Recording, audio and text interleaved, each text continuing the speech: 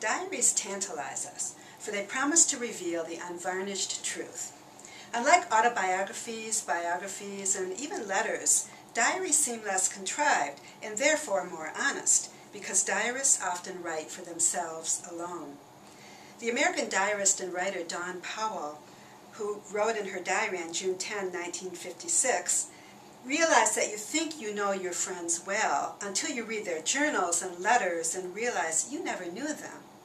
In the case of Scott Fitzgerald and others, when they are being themselves, you brush it aside as momentary foolishness obscuring the real. But decades later, when you read their letters and diaries, you realize that what you thought was the foolishness was really them. Beginning with the English Puritans, who had embarked on an errand into the wilderness, we Americans have continued to keep diaries over our almost 400-year history, although the thrust of our diaries has changed over time from the early Puritans' search for self in God to the modernist search for self in the world. The compulsion to record our story at the lived moment has burned throughout our history in both peace and war. John Dos Passos, a colleague of Fitzgerald's and Hemingway's, kept a diary during World War I so as never to forget. "I want to be able to express later all of this," he wrote on August 26, 1917.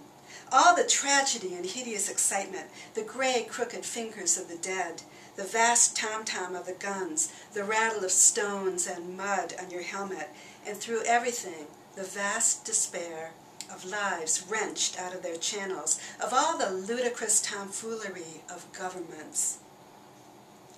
Follow along with me this year as we peek into our American diaries, whose collective accounts weave an emotionally compelling tapestry of politics, war, home, dreams, loneliness, corruption, violence, and loss, and an identity that reinvents itself over time.